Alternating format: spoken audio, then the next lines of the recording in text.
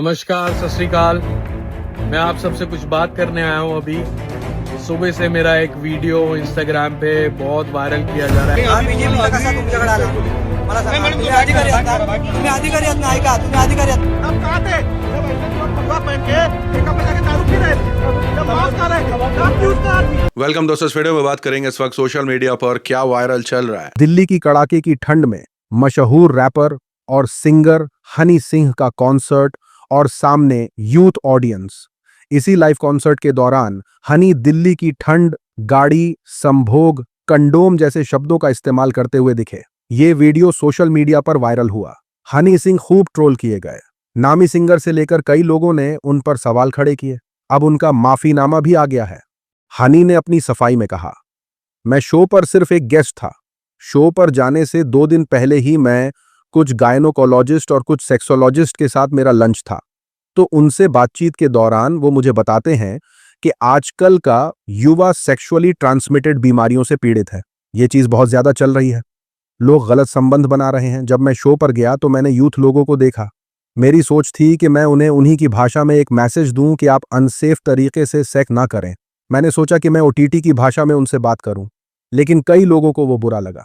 मैं आप सभी से माफी मांगता हूं जिन्हें मेरी भाषा बुरी लगी। मेरा किसी को भी ठेस पहुंचाने का कोई इरादा नहीं था।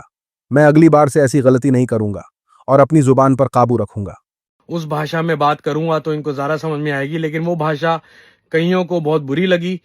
मैं आप सबसे माफ़ी मांगता हूं जिनको मेरी वो भाषा बुरी लगी। मेरा किसी को ठेस पहुंचाने का कोई मकसद नहीं था। मैं अपनी ज़बान पे नियंत्रण रखूंगा जब मैं कोई बात बोलूंगा, और किसको बोलूंगा और किस तरह बोलूंगा।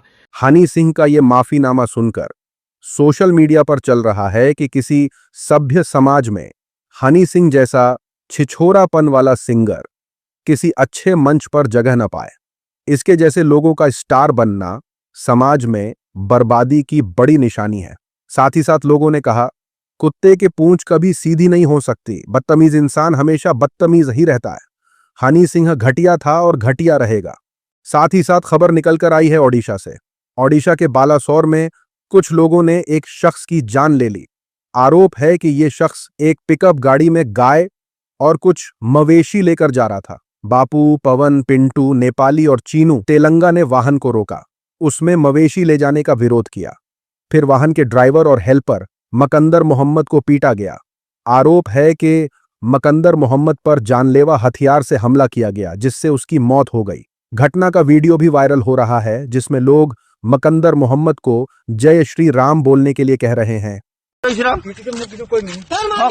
जय श्री राम. एडी को ना जय श्री राम. जय श्री राम. हैरानी की बात यह है कि पुलिस ने पहले इस मामले में गौहत्या रोकथाम कानून के तहत शिकायत दर्ज की थी, जिसमें गाड़ी के ड्राइवर और मालिक को आरोपी बनाया गया था। इसमें किसी हमले का जिक्र भी नहीं था। बाद में मकंदर मोहम्मद के भाई की शिकायत के आधार पर मर्डर का भी मामला दर्ज किया गया। इस मामले में पुलिस ने आरोपियों के खिलाफ मामला दर्ज किया है।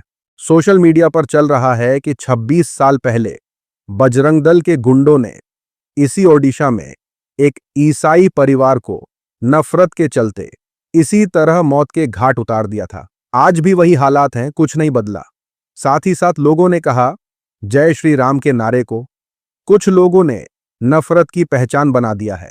साथ ही साथ खबर निकलकर आई है महाराष्ट्र नगर निगम इलेक्शन रिजल्ट के हवाले से। महाराष्ट्र नगरपालिका चुनाव में बीजेपी की जीत और उद्धव ठाकरे सहित दूसरे पार्टियों की हार के बाद देश भर में इसकी चर्चा हो रही है। बीएमसी में भाजपा और शिवसेना यानी शिंदे गुट काफी आगे दिखे। भाजपा अकेले 86 सीटों पर बढ़त बनाती दिखाई दी। महाराष्ट्र में बीजेपी की जीत को लेकर लोगों ने गंभीर सवाल उठाए हैं। लोगों ने आरोप लगाया कि बिना चुनाव आयोग की मदद के बीजेपी एक सीट नहीं ला सकती।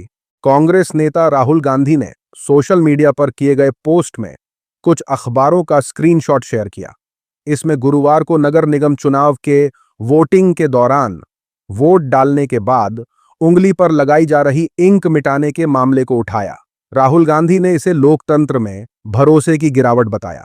कहा कि चुनाव आयोग जनता को गुमराह कर रहा है। उन्होंने जोर देते हुए कहा कि वोट चोरी एक देश विरोधी काम है। साथ ही साथ कांग्रेस नेता श्रीनिवास बीवी ने आरोप लगाया कि बीएमसी चुनावों में चुनाव आयोग के अधिकारी भाजपा की मोबाइल ऐप पर वोटरों को ढूंढते हुए रंगे हाथों पकड़े गए। हा बीजेपीचा कसा तुमच्याकडे आला मला सांगा तुम्ही अधिकारी आहात ना तुम्ही अधिकारी आहात ना ऐका तुम्ही अधिकारी आहात ना तुम्हाला परमिशन कशी भेटली उसी के साथ बात करते हैं सबसे वायरल खबर के बारे में। सीनियर पत्रकार और एक्टिविस्ट गौरी लंकेश की 5 सितंबर 2017 को बेंगलुरु में उनके घर के बाहर गोली मारकर जान ले ली गई थी। इस मामले के 18 आरोपियों में से एक श्रीकांत पांगारकर महाराष्ट्र नगर निकाय की अपनी सीट जीत गए हैं। पांगारकर जालना महानगर पालिका चुनाव में इंडिपेंडेंट उम्मीदवार थे। उनके खिलाफ भाजपा समेत कई राजनीतिक दलों के कैंडिडेट्स खड़े थे और सब हार गए। हालांकि शिवसेना ने यहां अपना उम्मीदवार खड़ा नहीं किया था।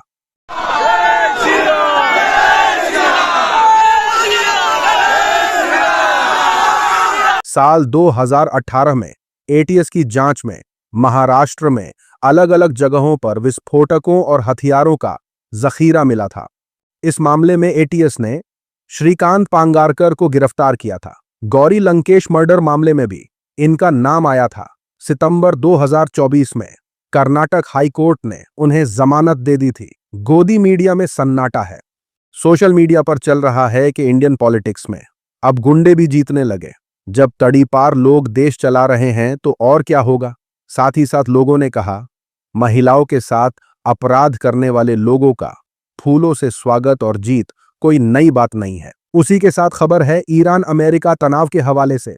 अमेरिका पिछले कई दिनों से ईरान को डराने की कोशिश कर रहा है। ईरान डरा नहीं बल्कि अमेरिका और उसके दोस्तों को चैलेंज भी कर दिया। अमेरिका सीधा हमला करने की जगह अब दूसरे देशों पर दबाव बना रहा है। अमेरिका की धमकी की वजह से भारत ईरान के साथ चाबहार पोर्ट योजना से बाहर हो गया है। इस एग्रीमेंट में $120 मिलियन का अपना हिस्सा पहले ही चुकता कर दिया गया था। अब यह पैसा वापस नहीं मिलेगा। लोग पीएम मोदी से पूछ रहे हैं कि इतना डर और इस कदर सरेंडर क्यों। लोग बोले कि मोदी जी कहते थे कि किसी तीसरे की वजह से हम अपन फैसला नहीं बदलेंगे। अब क्या मजबूरी आ गई। किसी तीसरे के आधार पर हम अपने निर्णय नहीं करेंगे। हम निर्णय हमारे लिए करेंगे। फलाने को बुरा लगेगा तो इससे बात करूंगा तो क्या होगा, जी नहीं, सबसे बात करूंगा। सोशल मीडिया पर कांग्रेस ने गोदी एंकरों के साथ पीएम का बयान डालकर कहा, अब नरेंद्र मोदी ने ट्रंप के आगे सरेंडर कर चाबहार पोर्ट का कंट्रोल छोड़ दिया। इस प्रोजेक्ट में देश के $120 मिलियन लगे थे, लेकिन ट्रंप के डर से मोदी ने सब बर्बाद कर दिया। साथ ही साथ लोगों ने कहा, ट्रंप के दबाव में मोदी सरकार का बड़ा सरेंडर। भारत ने चाबहार पोर्ट से अपना कंट्रोल छोड़ दिया और चुपके से वेबसाइट भी बंद कर दी। जनता के पैसे और पाकिस्तान को बाईपास करने वाला हमारा खास रास्ता दोनों दांव पर लगा दिए गए। क्या अब भारत की विदेश नीति व्हाइट हाउस से तय होगी। उसी के साथ ये खबर देखिए। अक्सर फर्जी बाबाओं के चक्कर में कुछ असली बाबा और साधु भी लोगों के निशाने पर आ जाते हैं। कई बार लोग बाबाओं को शक की नजरों से देखते हैं। सोशल मीडिया पर एक वीडियो सामने आया है जहां एक बाबा भीड़ में जा रहा था। तभी कुछ लोगों ने उसकी दाढ़ी देखी, उसको फर्जी और मुस्लिम समझा। लोगों की बात सुनकर बाबा को गुस्सा आ गया। उन्होंने वहीं सबके सामने अपनी हिंदू होने की पहचान देने के लिए कपड़े उतार दिए। यानी मुसलमानों से नफरत में अंध भक्तों ने अपने बाबा को ही नीलाम कर दिया।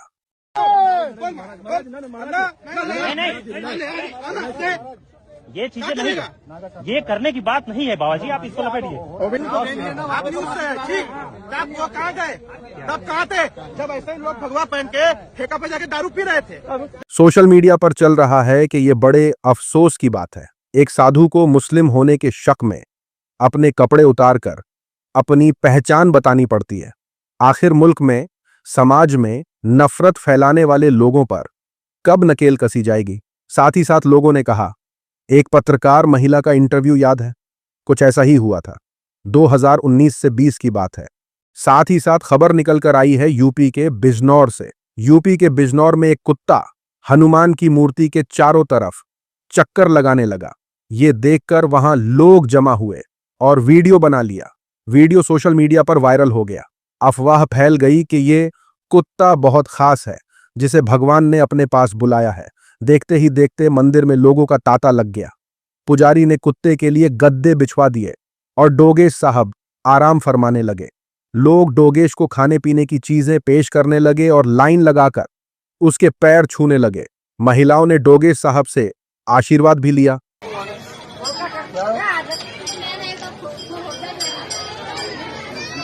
सोशल मीडिया पर चल रहा है कि इस देश का कुछ नहीं हो सकता, यानी बीमार कुत्ते को भी भगवान बना दिया। पास में बैठा शख्स इनसे डोनेशन भी वसूल रहा होगा। साथ ही साथ लोगों ने कहा, इंडिया का आईटी सेल ईरान की औरतों को आजाद कराने में लगा है। आज की वीडियो में इतना ही। अपनी राय सुझाव कमेंट में जरूर बताएं। मिलूंगा आप सभी से अगले वीडियो में। तब तक के लिए अपना ख्याल रखें।